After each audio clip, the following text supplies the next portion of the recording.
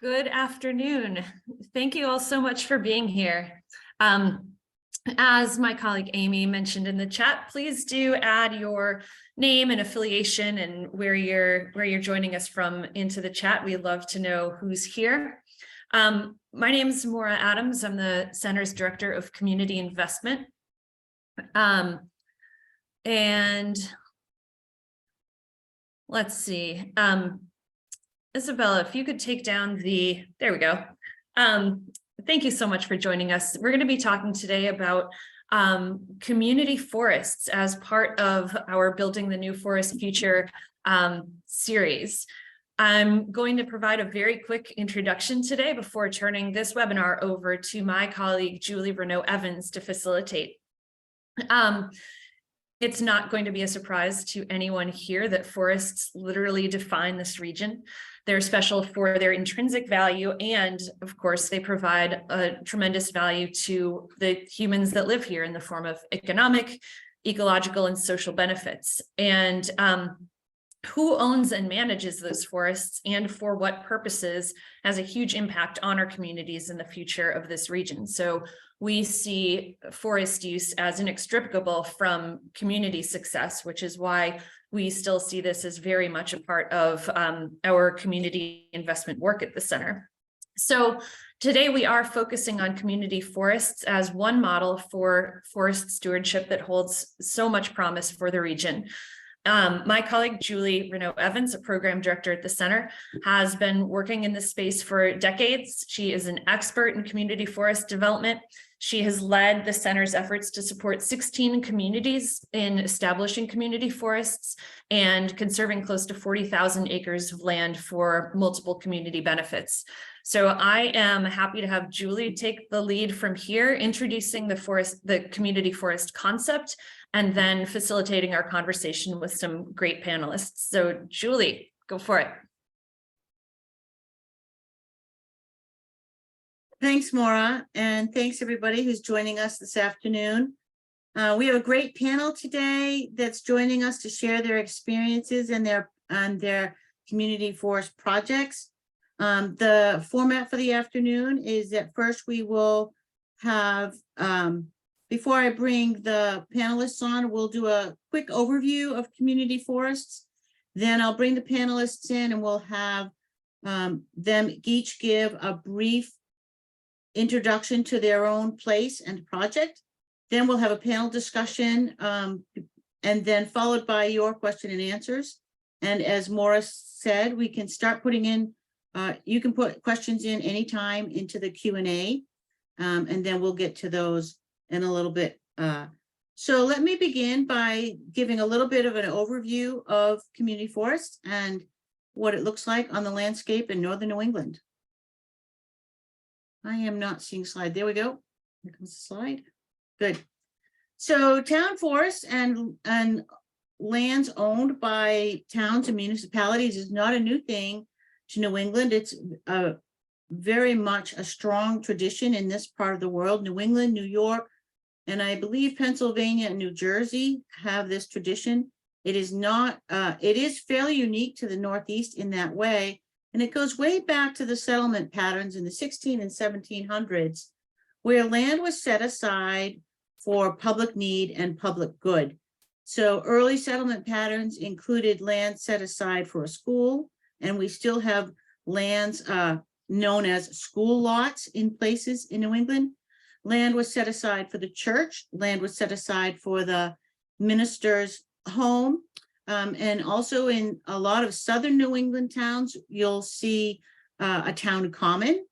You'll know that the militias during the Revolutionary War practiced on those town commons, and even things like places to where lost sheep were put until somebody came and brought them home. So this concept of setting land aside for a public use is not new here in New England.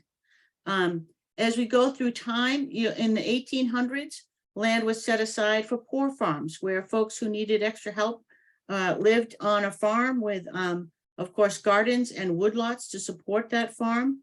And then in the 1900s, a lot of towns set aside land specifically for public water supply. We see many reservoirs in southern New England surrounded by red pine plantations, which was a way to protect the water and to protect that land for water quality. And we even have an example in northern New Hampshire. Gorham, New Hampshire acquired land in the 1930s to protect their public water supply. So, like I said, it is a growing idea nationally, much thanks to the U.S. Forest Service's work in this area. Right now in northern New England, we have about 400,000 acres that are town or community forests. And if you think about that, that's a lot of land. New Hampshire in particular at 174,000 acres represents 4% of New Hampshire's land base in local ownership and management. And that's really exciting. And we do our work in the community forest sector because we believe this is an important asset for rural communities, and these town lands provide economic, ecological, and social benefits, all of which we'll talk a little bit about today. So I like to say that when we think about this history, it's an old model, but it really has significant relevance today. So why would towns want to own land? Certainly in southern New England, we see, can we move the slide, please? Thank you. In southern New England, we see a lot of towns really investing a lot of money for conservation. They've seen the threat of development. They've seen their small towns grow, and they start to buy properties to protect them. Some of them are straight conservation, and many of them have become town or community forest. We've already talked about the water supply. We'll hear recreation stories today. And always in these projects, we aim for sort of a multiple use approach to these projects. So we always talk about connectivity and habitat protection. We always try to get these lands connected to the schools for the teachers to use as outdoor classrooms and to inspire our next generations of stewards. And even some towns are able to buy timberland as an investment. We have a small town in northern New Hampshire that owns 7,000 acres. And through good sustainable forest management, they're able to add $100,000 to their town budget each year while protecting that acreage and really caring for it properly. What is the difference between a town and community forest? I tend to use them interchangeably. Some states, including New Hampshire and Vermont, do have an official definition or designation as a town forest. In fact, New Hampshire has a process to officially designate it as a town forest through a town meeting vote. Otherwise, it's just sort of town-owned land. But the community forest model was developed about 20 years ago with a group of organizations who really wanted to sort of move this forward a little bit. And so these are the four elements of what is a community forest. One, it obviously has to be owned by the community, but it also can be owned by an interested nonprofit who maybe has some good capacity and owns the land in partnership with the town and on behalf of the town. And we'll hear an example of that today. Another difference, and again, sort of bringing it into the 21st century, is community participation and management. In the old times of 1800s, 1900s, perhaps the select board was involved with a forester or a logger in managing this property, but there was not a lot of community input. And we think today's town and community forests really benefit from good input and participation by the general community. Thirdly, tying community benefits from the forest to community priorities is something to strive for. Forests are a long-term asset, and communities are long-term. And if you can take advantage of that long-term relationship, so sort of really planning ahead and thinking about the benefits that come off of this community forest, how can that support our other community priorities? And last but not least, in fact, very, very important, community forest must have a permanent protection piece. Conservation easements are our most used tool, but there are other things like deed restrictions that we can use as well. There are many sad stories around New England and probably other places where a nice piece of town land was sold, and we don't want that to happen. We want the benefits to remain. We'll have lots of stories today and lots to learn about, but I know this question always comes up, so I wanted to bring it up early, which is how do you pay to buy land to make it a community forest? And I'll just say very briefly that all of the projects that we work on have three levels of funding, if you will. We always strive to have some federal money, some state money, and some local money. So there are a couple of federal programs that consistently award grants to good community forest projects. And we're lucky in Northern New England where we have state level conservation funding programs. So Vermont Housing and Conservation Board in Vermont, the Land and Community Heritage Investment Program in New Hampshire, and the Land for Maine's Future Program in Maine are all consistent supporters of community forest projects. It's also critically important that there be a local buy-in to these projects, and every town does this differently depending upon the culture of the town and the financial capacity of the town. We've seen towns having saved money into a conservation from the land use change taxes. We've had towns do successful local fundraising campaigns. We've had towns that had really good timber stocking on the parcel that they were going to buy, and the bank let them use that as collateral. And so I find every project we do, we have to get a little creative on how these projects are funded. But I did want to give you a flavor of that funding. So as my colleagues know, I can talk about community forests for hours, but I'm going to turn it over now and start our panel discussion and see where that conversation goes today. So we have three guests joining us today. John Scarinza is representing the Randolph Forest Commission. Randolph is up in northern New Hampshire, depicted here by the middleman, I guess I would say. And then the left hand is representing Ted Siegler. Ted is representing the West Windsor Community Forest. And last on the right is we have Gabe Perkins today representing the Bethel Community Forest in Bethel, Maine. And so now we'll let each of them describe their projects a little bit, and then we'll start a panel discussion. John, would you join us on screen and tell us about the Randolph Community Forest? Sure. And hopefully I've popped up there. Yep. So my name's John Scarinza, and I'm chairman of the Randolph Community Forest, which is a 10,600 acre town forest, which was created in 2001. Prior to that, it was commercial timberland for the previous 120 or so years, providing wood fiber primarily to the local paper mill in Berlin, New Hampshire, but also when there was saw logs, they went to the local sawmills. Randolph is a town with a population of 300 people, year-round residents. We also have another 500 or 600 summer residents. And traditionally, these are folks that came to the White Mountains on the northern side of the presidentials for the purposes of the hiking community and the outdoor non-motorized community.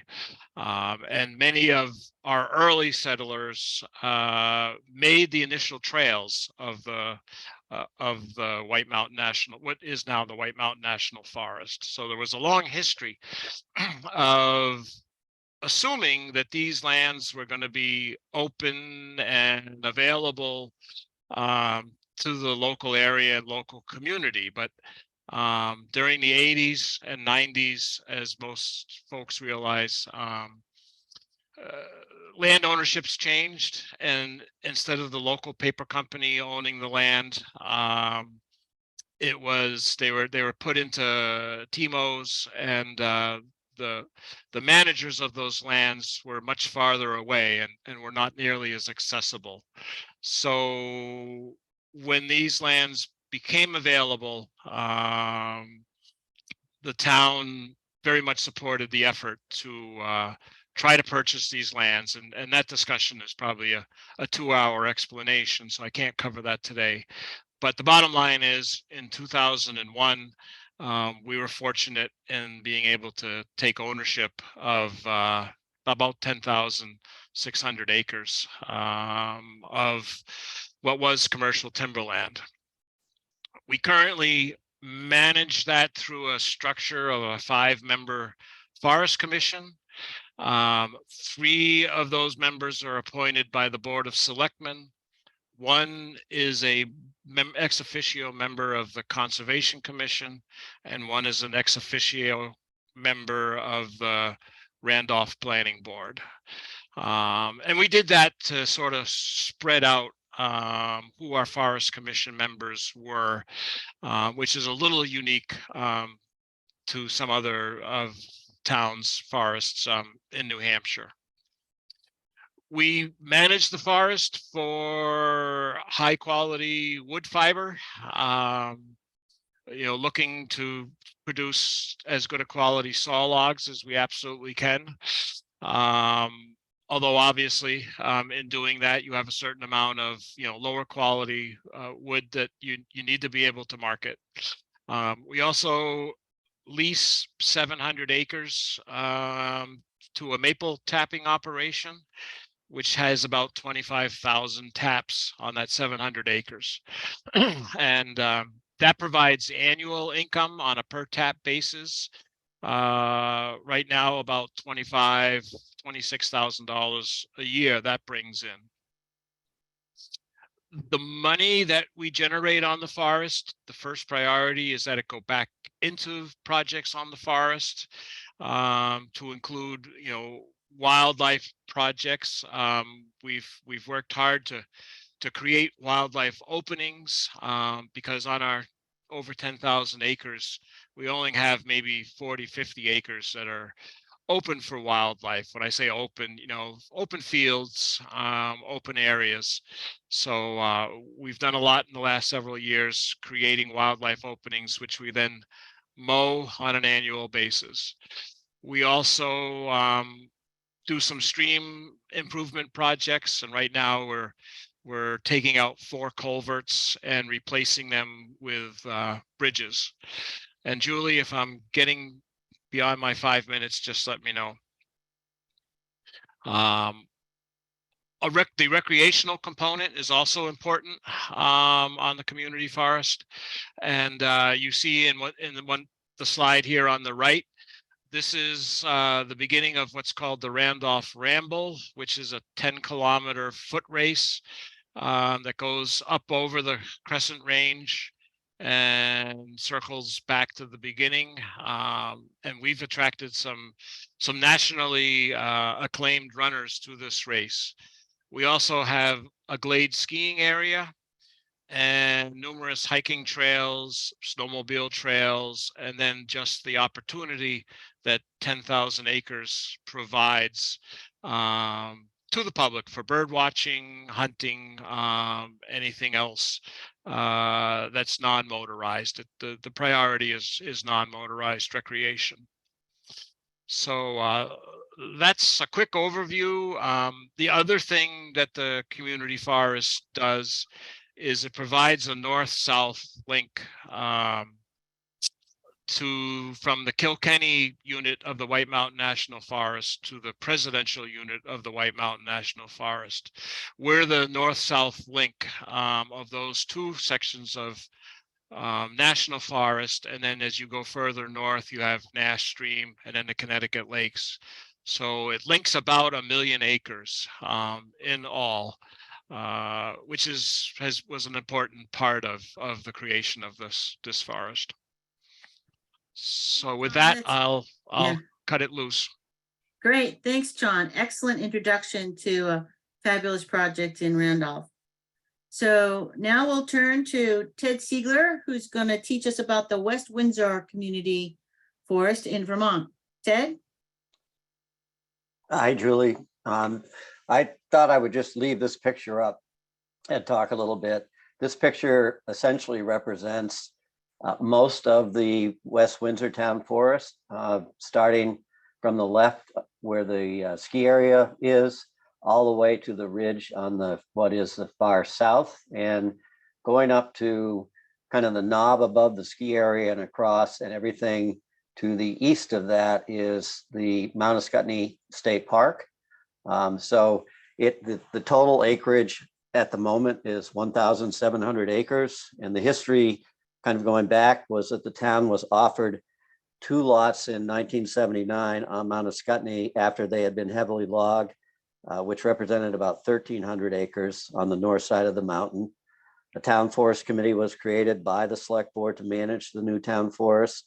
Because they had been so extensively logged, essentially the only uses were for hunting and hiking for many years.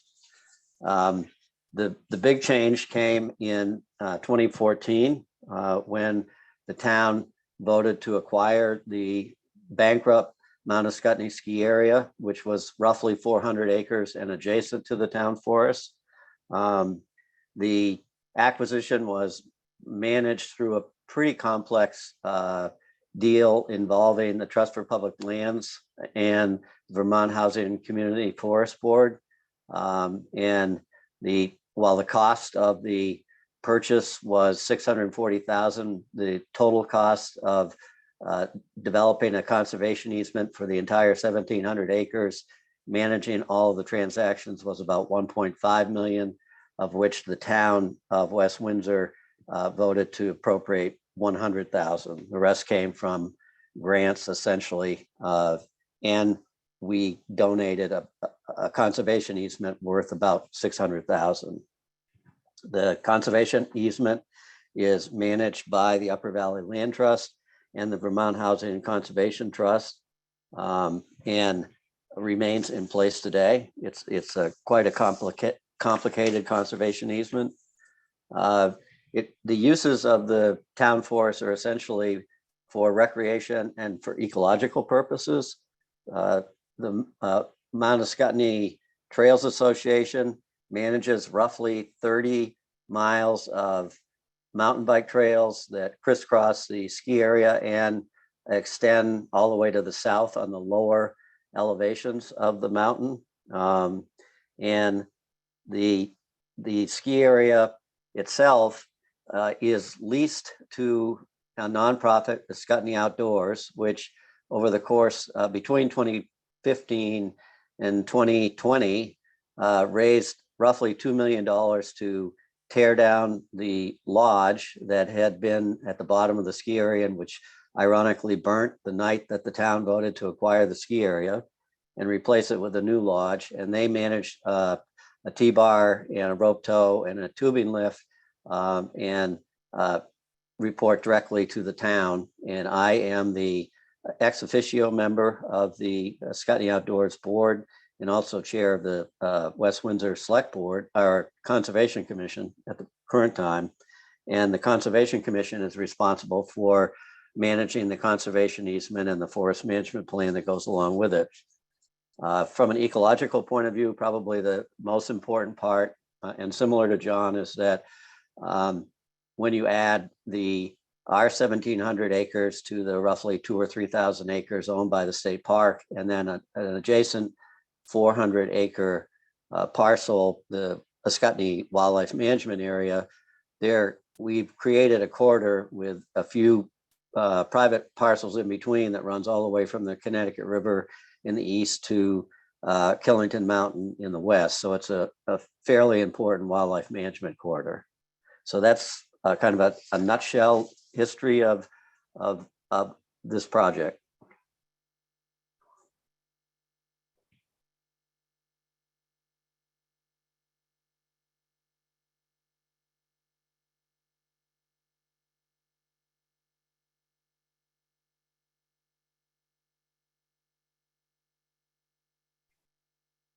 Thanks, Ted. That was a great introduction to the project. And as we can see, we're already seeing similarities between the projects. So appreciate that succinct introduction to West Windsor. We'll look forward to finding out more in our panel discussion. But next up is Gabe, representing the Bethel Community Forest. Gabe? Hello. Good to see you all. Thank you, Julie and the Northern Forest Center for pulling this webinar together today. Talking about community forests is one of my favorite things to do. And we wouldn't be here without the help of the Northern Forest Center to work on acquiring the Bethel Community Forest, which is located in Bethel, Maine. It's really the hub for the local school district, which serves 4 or 5 towns in the region.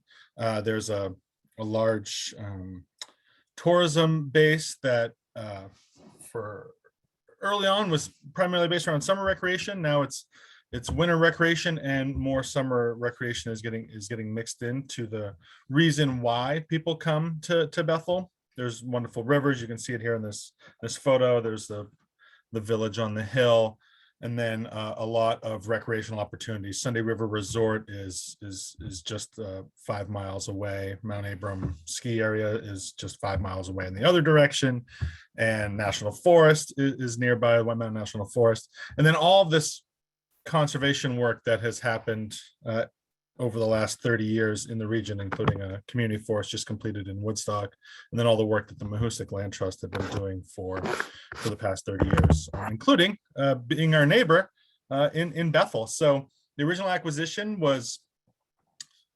acquired. It was a 5-year process with our help from the Trust for Public Land and the Northern Forest Center. And it was a 5-year process to acquire 978 acres in Bethel. And then it is now, as of last week, 1,519 acres spread over 5 parcels. So we continue to add to our community forest ownership profile. And you can see some of the partners that we worked with there, the Trust for Public Land, the Conservation Fund, Northern Forest Center, and then just an amazing amount of input into the planning process and the work of us understanding what it takes to own and manage a community forest. This has not happened before. So the Bethel area citizens and the folks who live in the region participated, and I can't thank them enough. And then the visitors who come, and then those organizations that helped us along the way, including Mahoosic Land Trust, Western Foothills Land Trust, Conservation Fund, and we've all been working together to add more conservation land to Bethel. But the land really, and Isabel, if you wanted to move the next slide, the land really became a community forest because of a vision that my organization adopted from the community 20 years ago. The community laid it out 20 years ago. We've been an organization for 11 years. And the whole idea was to create an interconnected multiple use trail network between Mount Abram, the village of Bethel, and Sunday River. And this land, and there'll be a map in a few slides, it sits squarely in the northern half of that. And we had to work together to create this trail network. And we became the natural option for acquiring this land. We were a scrappy little organization willing to try just about anything, and but we could only do it through partners. And those partners at TPL and Northern Forest Center helped us with our first Community Forest Fund grant. We were the #1 ranked project when we applied in 2018 in the country, which was incredibly surprising and humbling. And then we were the #1 ranked project again last year when we applied for the expansion. So that I guess this idea is working. And so we used both Community Forest Fund grants, Land for Maine's Future grants, or for the first acquisition, and then a whole host of private foundations help support the acquisition, and then individuals. So, and that's a long list that I could give you after the fact, but it takes a whole bunch of different components to pull together the community forest, which now has lots of trails, parking areas, there's snowmobile trails through there, and a lot of purpose-built mountain bike trails has really been our focus. That was the deficiency in the community when we started this process, and we've been building a lot up there, and we will continue to do so. So that's sort of a rough overview of the Bethel Community Forest, and yeah, look at those nice folks enjoying our trail tribute out there. So come on up, come for a bike ride, come see the view. And yeah, I'm looking forward to the rest of the panel. Thanks, Julie. Yeah, thanks, Gabe. That's a great introduction to the Bethel project. So John and Ted, if you can come back on screen, we'll start a discussion amongst the four of us. There we go. Really nice introductions to all your projects. It was really helpful. And I know that our participants probably didn't catch all of it. So forgive me, I might repeat some of the questions. Or I'll ask questions that will make you repeat things you've said, but I think it's important for the participants to hear both the similarities and the differences in all of your projects. If we go back to what I said up front, towns own land for many different reasons. Each of your projects represent ecological protection. They represent opportunities for recreation. They represent a reason for people to come together in the community. And those are really the gifts of community forest projects. I'm curious about also, I described up front that these projects nowadays are very much centered around community involvement. And that planning happens in the acquisition work, and it happens again in the ongoing ownership and management of that property. So I'd love to hear stories about how people were involved in the acquisition stage or the ongoing. I know a couple of you mentioned your governance structure, so that's helpful.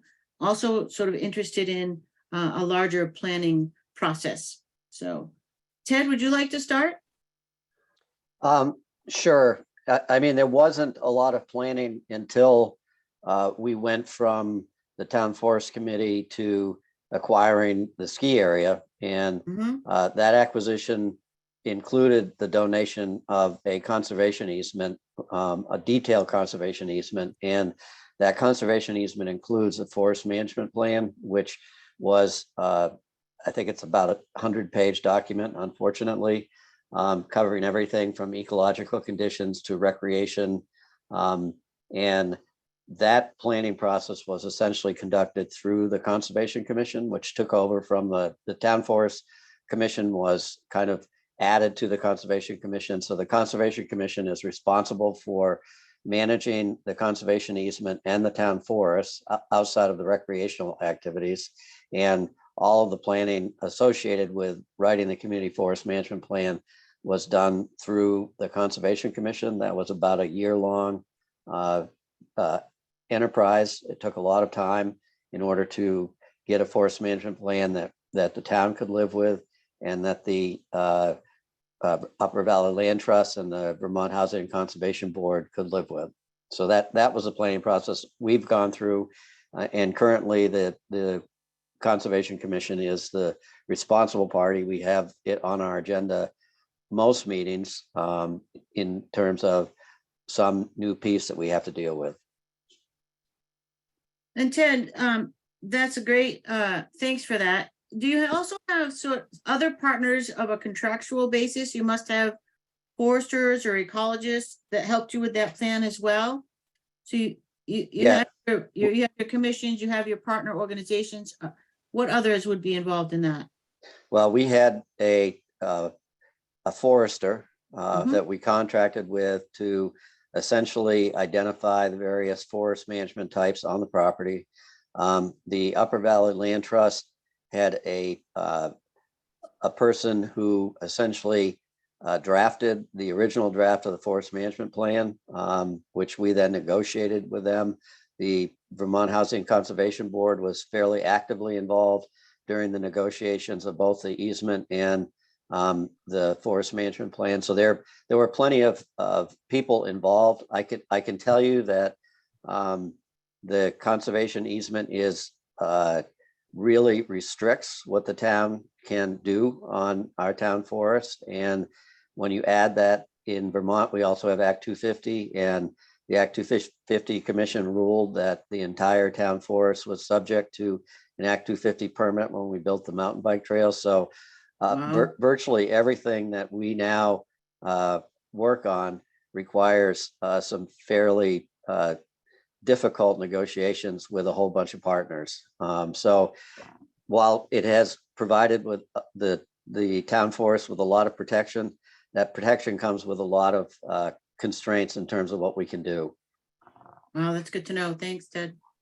Gabe, can you describe community planning process, partners? You mentioned partners already, but ongoing relationships, etc. Yeah, sure. Thanks, Julie. The planning process for us was 16 months from when we got the option agreement signed. I mean, we went through several iterations of parcel alignment. Trust for Public Land, I think, paid for 4 different appraisals once we finally got the correct or the I don't know, workable parcel alignment. So there was that kind of stuff that happened in the background in the preceding 3 years. And then once we got the option agreement signed and we had 18 months to raise the $1.2 million to purchase the land, we kind of we're not the town, right? So we just sort of threw the doors open. We posted on social media and in the newspaper and to our supporters and said, come on down to the local movie theater, which acts as, our community center here in Bethel, and learn about a community forest, because again, it was his first round. So the first meeting, I was expecting 30 people, right? Like we had chairs for 30. And then all of a sudden, like 5 minutes before like the meeting was even supposed to start, all those chairs were filled and more people were coming in. And eventually 85 people show up to participate in a planning process for a community forest. Like, I know we have,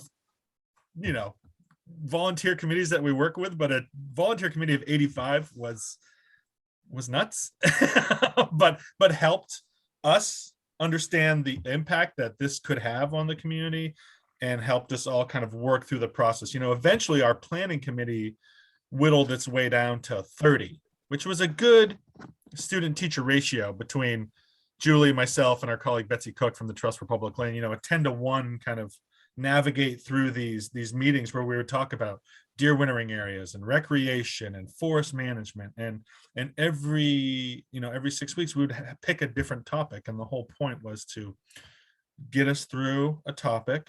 It's our first time doing this, understand it, bring in experts from other community forests or other parts of the state or the country to talk about certain topics, and then turn those processes from the meetings and then also from public events where we would put out a survey or have sticky dots, like for people to write down what mattered to them, and we had hundreds of people participate in that public planning process outside of the meetings, and that all get whittled down to Ted, to the 100-page management plan, right?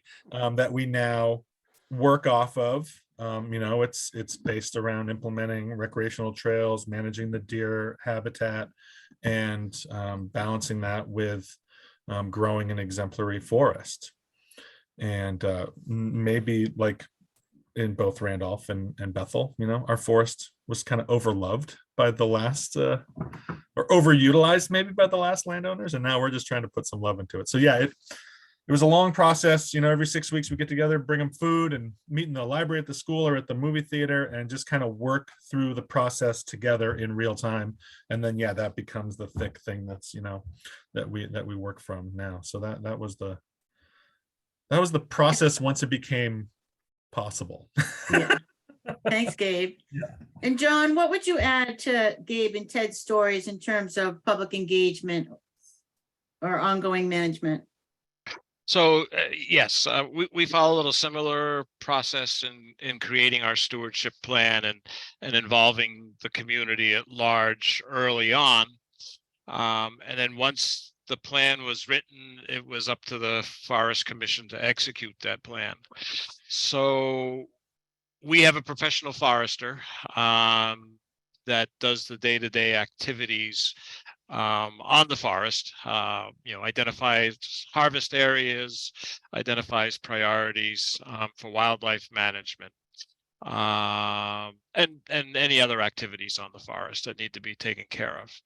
We also, because it's such a large area, so we have a system of activity managers. For instance, we have 3 different snowmobile clubs that historically had trails that were under their individual authority, which are now part of the Randolph Community Forest. So rather than deal with 3 different clubs, we put out a request for proposals and said, who wants to be the point club for any activities on the forest? And so the club in Jefferson, which is next door, ended up being our activity manager for everything snowmobiles. So if a trail needs to be relocated or improved or whatever, even if it's one of the other clubs proposing that, it goes through the Jefferson club. So we just have one point person, 1 point group to deal with. So we have a similar relationship with the Randolph Mountain Club.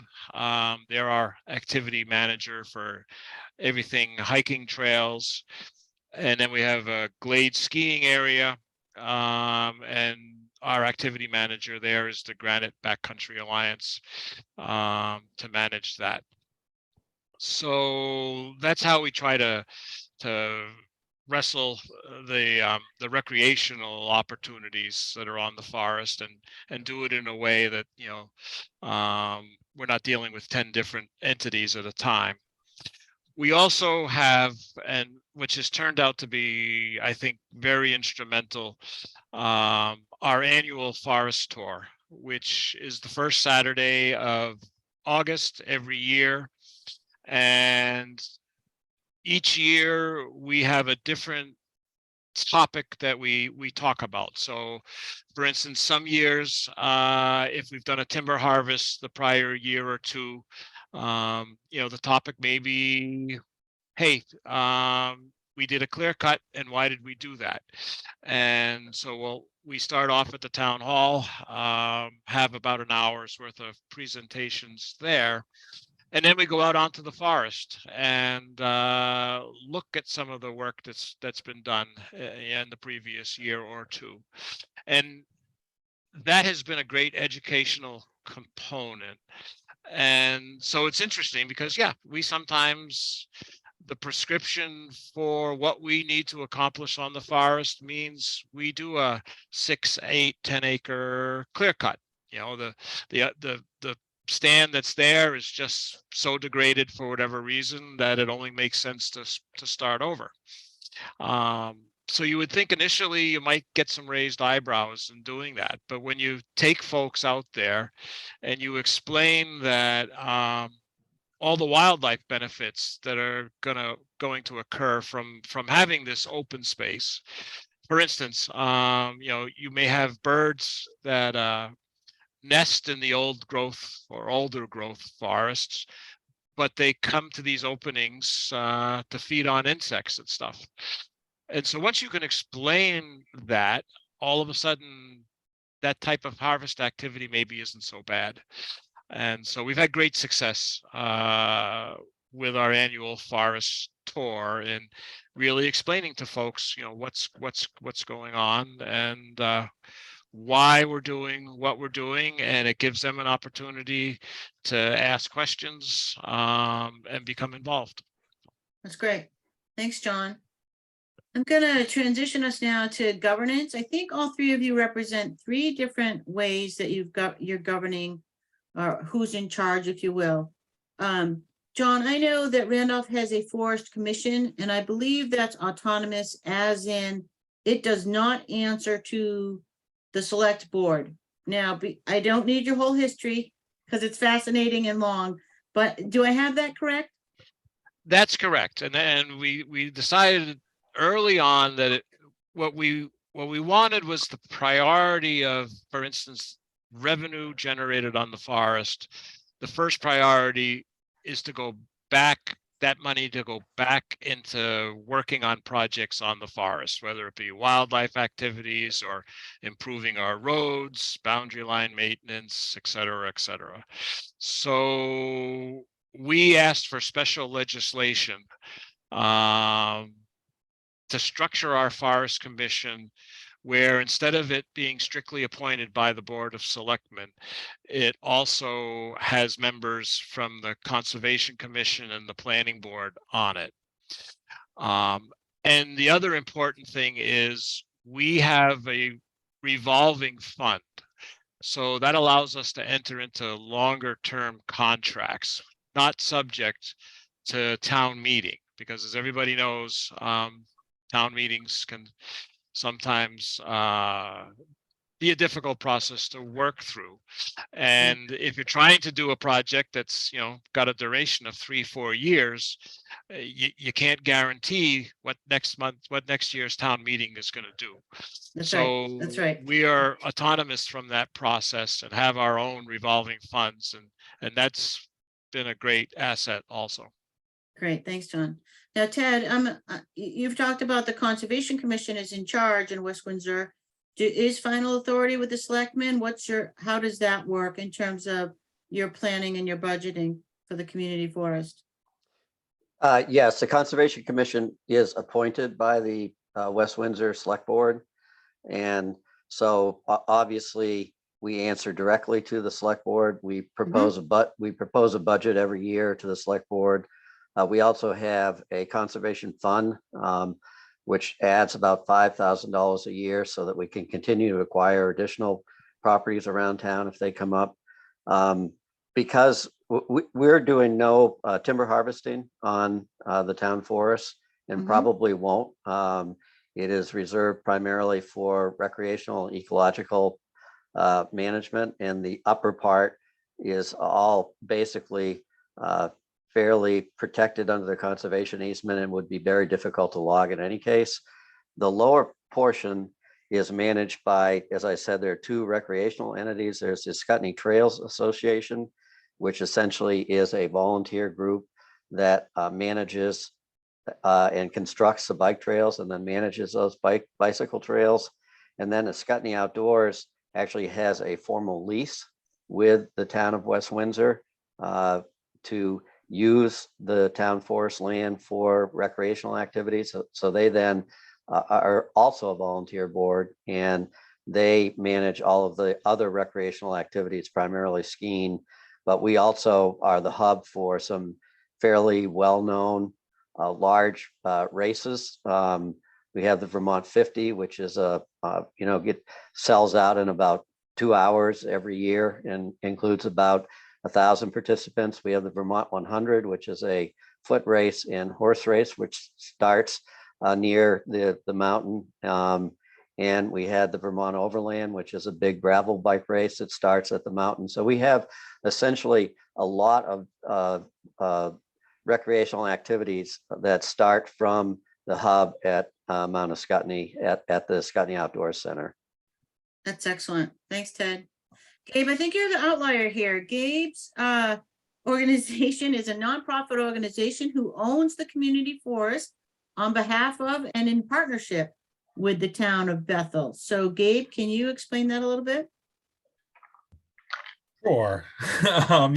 So we don't necessarily report to the select board on our decision making or implementing our management plan.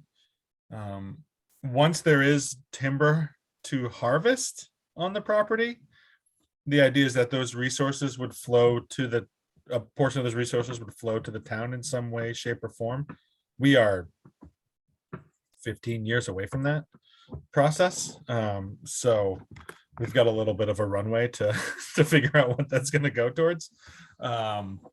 So our management team, there is a management team that Inland Woods and Trails oversees. Our board chair oversees that, and it's made up of neighbors, people from neighboring organizations, representatives from the Land Trust, the folks from the there's an adjacent town parcel that you can only really access through the Bethel Community Forest, called the Bingham Forest. And we report to that body, and we try to line up our management together. So that is a town entity that does report to the select board. and gets authorization through the select board, including like we have a timber access easement with them that they're currently activating and building a road to do a timber harvest in the next 3 years in that property. So it's not quasi municipal, but it is a group of volunteers that met regularly early on, like right after we acquired the property. You know, there was the group of 7 of us or of them. I was, you know, just there to help facilitate the process and understand what's going on and guide a little bit. And we met monthly to kind of get used to it. And that happened for, yeah, that was like almost a year and a half. We acquired the property in summer 2019 and started meeting regularly all the way through 2020 and into 2021. And honestly, now we've done a bunch of that early management and understanding. So we're sort of focused or pivoting a little bit to like a yearly check-in. We have our management objectives for the year that this committee will look at. And then we'll check in once in a while, once a year, or as things come up. It's a little bit, there's a little bit of a fuzziness there, but we have this management plan that's guiding us, and that committee knows it. Yeah, that's Great, about thanks. what happens. Yeah, it's tight, and now Yeah. we don't really necessarily need to meet monthly anymore because it's sort of running itself. And Right. So we've talked about your governance structures. We've talked about the costs of acquiring a tiny bit. Those are large numbers. But in terms of ongoing funding to take care of all that needs taken care of on your community forest, John described he's got a fund that he can lean on, and they are doing timber harvesting and they are doing maple sugaring. Ted, you're working with a town budget a little bit. You've got all those recreational things happening. How do you take care of the ongoing resources needed to take care of all that you're doing? The management of the town forest outside of the recreational activities is relatively inexpensive now that the forest management plan is in place. So we roll that into a relatively small conservation commission budget. We're very active in a lot of other places in town and in a lot of other trails, especially in town. West Windsor is a big horse and mountain biking community. And so the town forest is only one part of what we manage. I will say that the majority of the revenue it comes from the Ascutney Outdoors and the ski area operation. And that has been completely privately funded.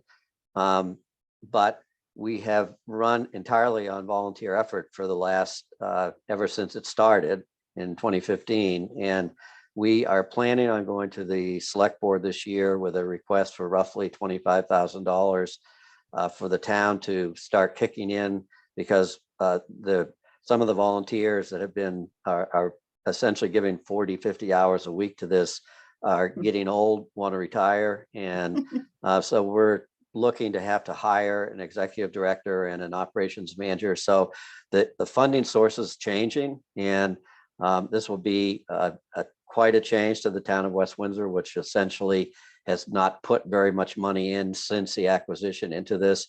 All of a sudden, they're going to be approached about raising money on an annual basis to help sustain Ascutney Outdoors. Well, good luck with that. Gabe or John, do you have anything to add about sort of ongoing funding? Do you feel like we've covered it? No, like I say, we're fortunate in that we generate enough income that we don't require any input from the town. And in fact, we make a payment in lieu of taxes to the town general fund each year, as if a private landowner owned the land. So there was no loss of tax revenue to the town. And then when we do timber harvesting, you know, it's the town really can't tax itself, but we make a payment, same thing, a payment in lieu of what the timber taxes would be if a private landowner had harvested that lumber. So so we're fortunate in that, you know, we don't have to ask for any funding from the town. We're self-funded. Gabe? Yeah, we do have, because of the effort to create the original community forest, there is some restricted dollars that came in that we have put into a separate dedicated fund. You know, we pay property taxes on the community forest, and there's enough money in there for that 15 years until a timber harvest occurs. You know, we don't really want to be cutting wood to pay taxes, but the way it works right now to pay taxes and have a little bit left over for some management, road work, and et cetera, there's enough to do that for a while, and that was thanks to the Trust for Public Land and Northern Forest Center to help us raise that funds. But if we want to do anything on or in the forest, you know, I'm raising money as like a part of our operations for our organization. So writing grants, using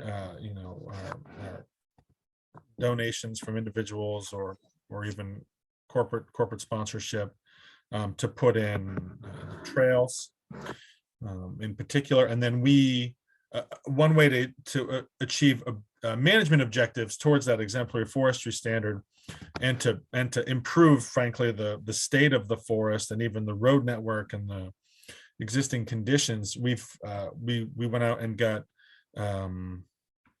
contracts with NRCS, the Natural Resource Conservation Service. So they have funding for us to do gates and to fix some drainage and to remove some debris from streams and to manage down a lot of small beech trees so we can grow more desirable species.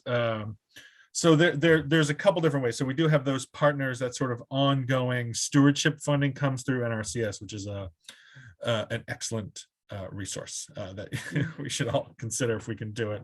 But yeah, there's a little bit of a fund there from the community effort, and then NRCS is a big part of it, in addition to philanthropic funding to build the trails. Great, thanks. So I know that John represents the projects that's the oldest at 20 years, and Gabe and Ted's projects are a little bit younger. I'm curious about what conflicts may have arisen, either in the setting of management priorities in the planning process, or are we seeing any conflicts with user groups, or what challenges have arisen during your tenure of your community forest? Ted, do you want to start? Do you have anything to share? Yeah, I think it's fair to say that the mountain bike trails can be sometimes in conflict with other conservation activities on the town forest. And so that's been an area where we've tried to manage it. I guess for good or for bad, the trails on Mount Ascutney are relatively steep and difficult. So as a consequence, we don't have the same pressure as the Northeast Kingdom mountain bike trails, which are much larger and have a much larger crowd. So I would say it's less. I think that there's the big events that are run off of the town forest go through the town, and there are certainly residents in town who would prefer that they not be, 1,000 people going through the town on these big events. But in general, I think that we've worked them out. West Windsor's always been a recreation community. Mount Ascutney ski area was there for a very long time, and so people have moved to West Windsor for the recreation. And I think that we have been able to manage the recreational aspects together with the ecological aspects pretty well, but that is an area that has the potential for conflict and has arisen as conflicts in certain situations. Very good. Thank you. John, were you going to add something about conflicts in Randolph? So we've been very fortunate in that we really haven't had any major conflicts. I attribute some of that to the fact that Randolph is a very small town, so hopefully things don't get out of hand before one of the Forest Commission members hears about it and can put the proper text to it. The other thing, as we've talked about, I think the Forest Day helps a lot. In that, folks from the community, go to that. And even if it's just an informal discussion back and forth, it allows the Forest Commission members to maybe hear of any issues that, pop up from time to time. The biggest discussion I think that we've had in the last 20 years is recently, where some folks in town thought that we should sell carbon credits.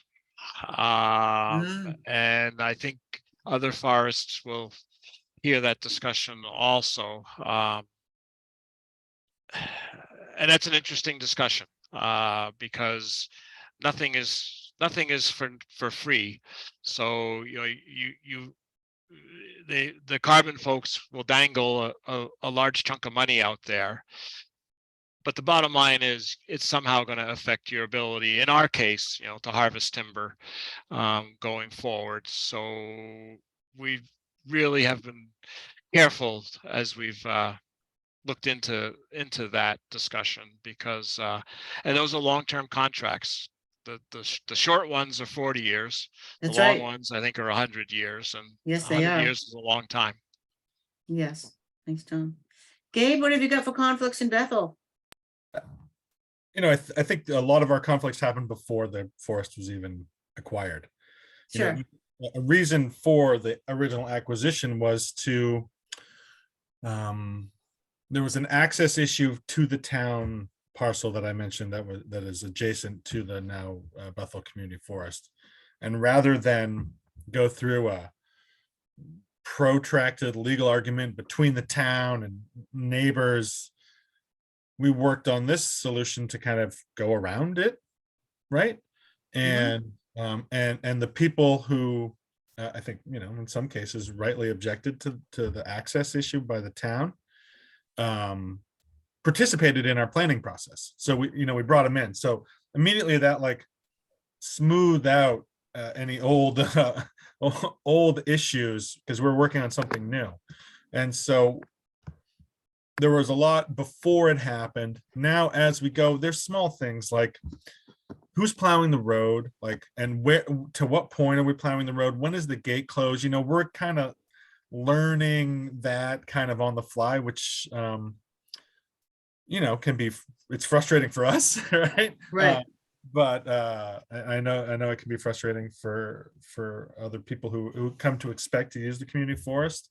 And this winter, we're gonna have to switch entirely where people can go this winter, because the town is going to be logging on that adjacent parcel. So we've had to move all of our parking and where people are going to enter the community forest, down the road 1.5 miles, to a parking lot, down to where our land comes down to a paved road. And so we're going to be activating that, which will be a change. So that's led to some what's what am I gonna, how am I gonna get there? When am I gonna get there? How can so but it comes with an opportunity. We're going to put in a snowmobile park and ride, and that's going to activate a whole new segment of population. So so great discussion, all of you. Thank you so much. And I'm going to close with this question, which is, what advice would you offer to another community considering establishing a community forest? And then after that, we'll go to the questions that have come in from our participants. Advice? So I guess my biggest piece of advice was never accept the word no. When you're working on these projects, you'll get a lot of no's, especially if you're casting a large funding net for grants and opportunities. But for a community to have a forest is a tremendous asset. And certainly if you have an opportunity to have one in your community, I couldn't encourage it more. Yes, it can be a lot of work, especially initially. And yes, the raising of funds can be a challenge. But in the end, I think it's tremendously worth it. Okay. I don't know. Don't be afraid to ask for help. Call Julie. She invented this thing. It's all her fault. But seriously, I mean, that is a good piece of advice, is look at the map and see where else they are and talk it through. That was helpful for us. You know, we even went on like a few tours of other community forests and met with, you know, the management teams or the people that pulled the project together, whether that was in Vermont or in Maine or in New Hampshire and Randolph. So yeah, don't be afraid to ask. They are a good idea. They are different. Community forests are different than like a typical conservation transaction. There's this public process that you could go through, and there's just management is very different. So they're kind of one-offs, and that's sort of fun, but don't expect it to be like you're buying a house. You know, it's not like that. Thanks, Gabe. It's a very different process. If I can add, this may seem counterintuitive, especially because I own an environmental consulting company. But be careful about conservation easements.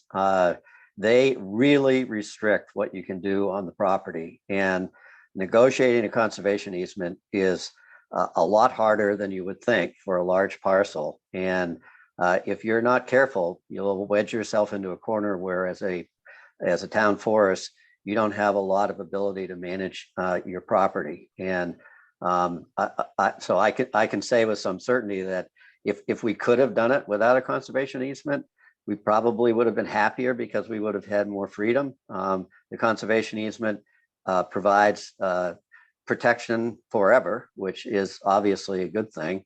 But they come with a lot of restrictions, and those restrictions require a lot of management effort on the part of the town as uses change on the town forest, and there's a need to accommodate more recreational uses or changes of trails. So my advice is, if you're going to do a conservation easement, be very proactive about the language, the specific language in the conservation easement when you do it.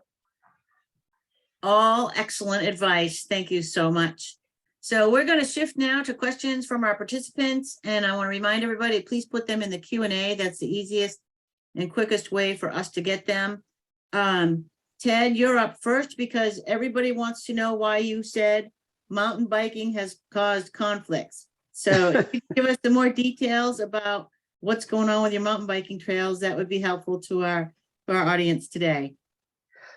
I just think that it's a difference between someone hiking in the town forest or walking around the town forest, and mountain bikes riding fairly quickly through the town forest. Mechanized versus non-mechanized. We are currently in the process of allowing class 1 e-bikes on the town forest as an experiment, and we expect, I am over 70, and my pedal assist e-bike is a huge benefit for me. I ride all the time, and we're going to see more and more e-bikes, I think, in the town forest, and that will increase use of those trails. And that use comes with erosion issues. It comes with conflicts between people that are walking their dogs or hiking or doing other things. We don't, in our case, we only have one snow machine trail along the bottom. So the mountain bike trails are actually quite valuable for cross-country skiing in the winter. We also have glade skiing. That was a huge bone of contention above the mountain bike trails in terms of the conservation easement and where we could open up the glades and where we couldn't. So I wouldn't say that because the mountain bike trails are difficult, as I said earlier, the use isn't great, but as the use has expanded, the potential for conflict between people who want to enjoy the site for hiking and dog walking and everything else are going to run into more people riding mountain bikes. And so that's probably the potential more for conflict than there really is currently. Very good. Thank you, Ted. Gabe or John, would you like to add anything about the mountain bike discussion in terms of either conflicts or how you plan for them or what your policies are, etc.? So we haven't had a lot of pressure from mountain bikes. There is in Gorham a large mountain bike contingency. What we do have, which runs through town, is an abandoned rail trail. So the bikes tend to stay on the rail trail, going from Gorham to Jefferson. I mean, we do have 26 miles of timber harvest roads. And yes, if we end up having more mountain bike activity, especially in some of the areas where the slope is a little steeper, we'd maybe have to figure out how to manage that from the standpoint of erosion, et cetera, because you do get some erosion from the bikes. But so far, it has not been a problem. Gabe, anything? Yeah, I mean, I mean, you're intentional about it. we're intentional about it, and not only has mountain biking brought like credence, or like it's elevated the Bethel Community Forest like profile. You know, there's like this 207 mountain bike Facebook page that just kind of blows up with community forest stuff all the time. So yeah, we're constantly making them. And I mean, for us, mountain bikers also came and said, hey, we want to make some really hard trails. And that sort of pushed our envelope, our comfort level a little bit. But, you know, they were like, we think we made the hardest mountain bike trail in Maine. And we were like, cool. So now we can kind of hold that up. Like we're kind of into the difficulty of it all. In addition to offering family-friendly trails. And there's not really been conflicts. We've sort of been intentional with where we've started. We now have a master plan for where we're going on, Right. specifically on the mountain bike side. And that all works in concert with current hiking trails, timber harvest, future hiking trails, double track trails, multi-use paths coming into it, and regular old forest management operations, right? That beyond just timber harvest in the future or on Yeah. town land. So yeah, it's a thing we bring in. Yeah. Very good. Thank you. John, question for you. How many people attend your August field day? Anywhere between 30 and 50. Sometimes depends on the weather, Mhm. and obviously the topic, but yeah, generally between 30 and 50. Right. And for all of you, Gabe had spoken about a fund set up to sort of start a few years of work and maintenance on the community forest. We call that a stewardship fund typically. And the question is, do each of you have a stewardship fund, and how much did you start with? Julie, I can answer that for Ascutney. The stewardship fund was part of that $1.5 million that was necessary to acquire the ski area. And Right. I believe it's roughly about $125,000 that was paid to the Upper Valley Land Trust. And they essentially are the stewards for Oh, okay. our town forest. So although the Conservation Commission is responsible for managing the conservation easement, they do an annual walkthrough. If we want to make any changes to the forest management plan or to trail locations, we have to get approval from the Upper Valley Land Trust before we can do that. So that's our stewardship fund, and it's managed through the Upper Valley Land Trust. Gabe? Yeah, we started with a $200,000 fund that was split 50-50. $100,000 went directly into activation of the land. This term activation, like start to build the first few miles of trails. Yep. In the parking lots and fix the road and put in the signs. And then the other $100,000 is kept aside, like I said, for taxes and maintenance. So we made an intentional decision to split that because everybody was so excited about it, and there was raw land. So the activation is critical for our purposes. So yeah, split it down the middle. So I just finished a project where we had actually two funds. One was under 50,000. It went to the land trust that's holding the easement for their ability to steward that easement. But then similar to what Gabe is saying, the activation fund, the project budget included $100,000 for the town to have money to do things like start with the parking lot and start with whatever the trails needed, et cetera. So all of these are often part of the project budget, and that's just good planning. Let's see, another question.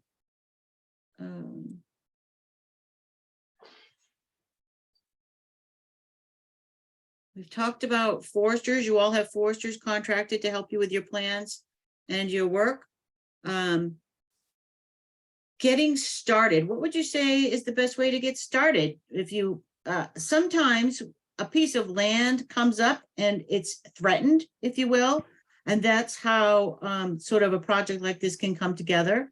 I have had a town come to me and say, help us build a community forest. And so we sort of had to talk about what they wanted and to set some priorities. And then we just started talking to landowners and found a couple of willing sellers. Do any of you have another story to add to that about how do you get started? Well, in the case of the Ascutney or the town forest, when the ski area was operational, they wanted to expand onto a portion of the town forest, and we essentially sold them some acreage to do that. And we created our conservation fund, and I was on the select board at the time. And I think one of the best things that our town has done is that we ever since then have included in the annual budget from the select board $5,000 to add to that conservation fund. So the fund has grown as high as 50,000 and was a fairly significant part of the money that was raised to help buy the ski area property. But it's there for any type of project. And I think that any town that can create a conservation fund, not have it subject to an annual appropriation, in other words, become part of the select board budget and available every year, so that you're not constantly fighting for it. And you can add to it every year, is a really good way to prepare for the potential to develop a community forest or a town forest if you don't have one already. That's good, Ted. That's great.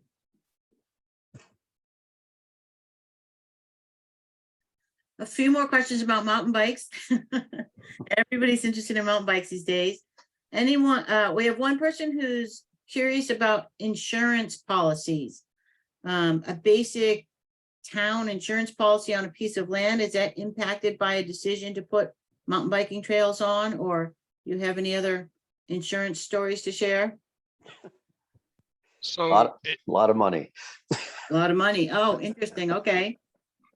So in New Hampshire, at least, there's I guess you call it an umbrella policy guaranteed by the state of New Hampshire that if you allow the public to use your land, there's a certain indemnification that goes along with if they get injured or whatever. What's we've been advised is important is that we don't tell somebody go here. If they want to have a race, we don't lay out the path for the race or whatever. We stay out of that decision-making process, so that we don't lose that liability insurance and coverage.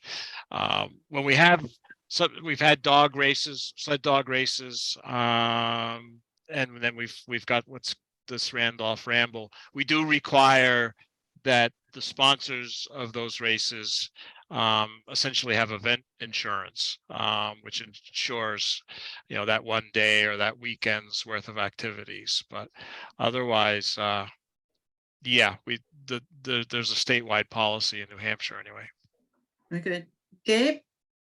I mean, Maine has a really strong landowner liability policy, and us being a private organization fall under that. So if we give the recreation away, which we do, or we suggest support, we are covered under Maine's landowner liability law.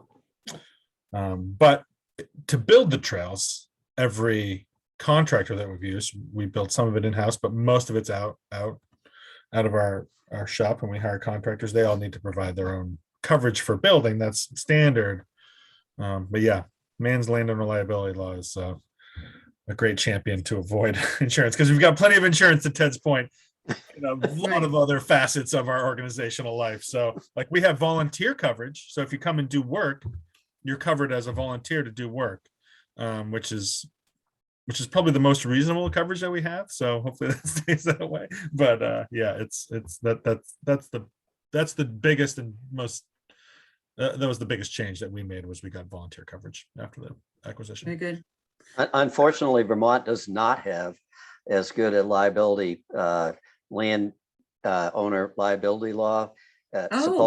Supposedly it's very strong, but there is a clause in it that says that if you were negligent, willfully negligent, then you can be sued. And I can tell you that we have spent the last 20 years going to the Vermont legislature begging for them to change it. They haven't changed it. And there are an awful lot of landowners in Vermont post their land specifically because of that clause. So it's not great. We keep going back to them, asking them to change it. They haven't done it. So in essence, we have a whole bunch of layers. We have the town is covered through the Vermont League of Cities and Towns liability coverage. Vermont Mountain Bike Association covers the Ascutney Trails Association's liability. Ascutney Outdoors has their own liability policy. So we have 3 or 4 levels of liability, and we worry about it as a town because of that provision.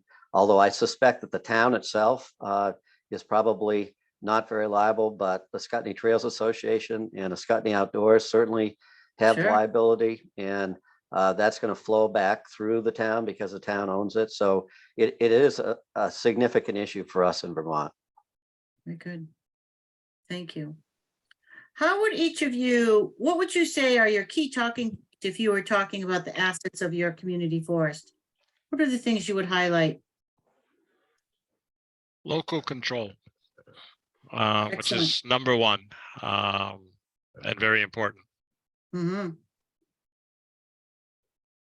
And close to town. Local control and close to town. That's right. Great. Ted, can you elaborate more on the Act 250 situation in Vermont that you have to follow that for mountain bike trail building? And not just mountain bike trail building. We wanted to move the one hiking trail that goes from the start of the town forest up to the summit of the mountain. And I unfortunately took on that task as a volunteer to get the amendment, and it took 2 years and an incredible number of pages of writing and negotiations in order to just get an amendment to allow us to move a highly eroded trail to an area which would be much less erosion prone. Just like with the liability issue, there is a real need in Vermont to deal with the issues of trails and Act 250. And for anyone who lives in Vermont knows there's a whole series of Act 250 district commissioners. Each one has their own idea about whether you're subject to it or not, and to what extent. It is quite problematic for us. Every time that we want to move anything or change anything, we have to get an amendment to our Act 250 permit, and that takes a lot of effort and time. Right. Well, this has been a wonderful discussion, and I appreciate all of you being here. We just have a few minutes left. So our closing question is, if you could describe one key ingredient that helped with the success of your community forest project and one problem that you may have worked through. I know we've touched on a little bit of this, so don't feel the need to repeat, but if there's any other sort of closing thoughts you want to leave our audience with, that would be great. I mean, I mentioned it, I think, early on, but having that already existing community vision made it very easy for us to make not necessarily make this happen, but make the argument for why it should happen, because the hardest part was the process. that was the stumble along the way. So yeah. Well, and I'm familiar with, I think, the project that Julie was talking about, where a town, in our case, yeah, we had a parcel of land which was a third of the town, that was probably going to somehow be transitioned to another owner. So that was the impetus for us to consider creating and owning a town forest. But the thought about a community maybe not having a parcel right now, but sitting down and having the discussion of, hey, is this something we want to do? Certainly gives you a year or two's worth of having that discussion, so that when something becomes available, or you can then sit down with the map and say, hey, are there any willing owners and willing sellers? I think that's not a bad thing for our community to work through that discussion.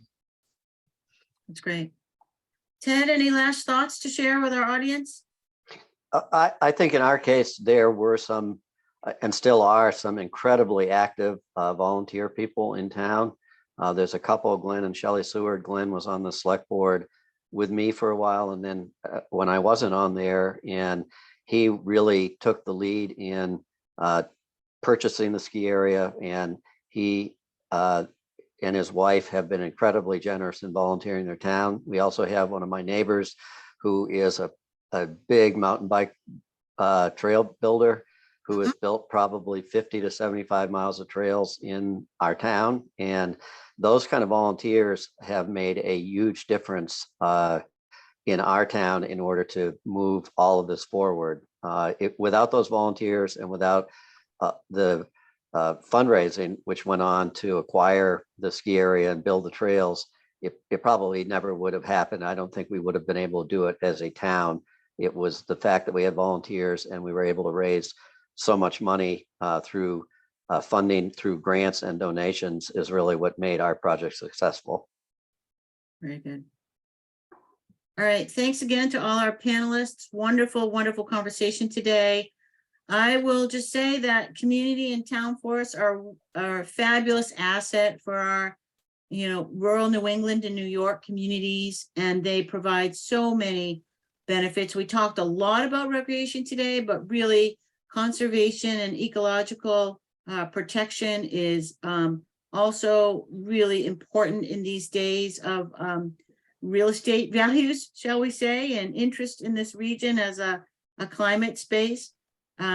So if anybody has questions, please get back to us and I'll connect you with our speakers, etc. So I'm going to say thank you so much, and back to Maura. Hi, everyone. I just want to say thank you again to Julie and to everyone else, and to all of you for joining our webinar today, and to USDA Rural Development and other funders for supporting the series. Please take a moment to complete the evaluation. There's going to be a link in the chat in a moment. And you will also receive a follow-up email, including the link to the evaluation, the recording of this webinar, and links to future webinars. I'll also mention that we have one a few months ago on recreating on private lands that I would suggest you check out. It's on the website and it deals with a lot of the landowner liability issues and other things that come up related to trails on private lands. So there was a lot of crossover there, and we had some great conversation around that. So I would take a look at that recording. If you are interested in learning more about another Northern Forest Center program area, I would encourage you to join us for a discussion on businesses that are bringing new wood products to market. We're going to explore their creation story, what these products are, and how markets are opening possibilities for new uses of wood from the Northern Forest. So you can register for that now. And our next community investment webinar will be on January 16th and talk about ensuring climate resilience going forward. So that's going to be a really great conversation, and we look forward to seeing many of you there. So thank you all again, and have a wonderful day. Enjoy the incoming snow. Thank you.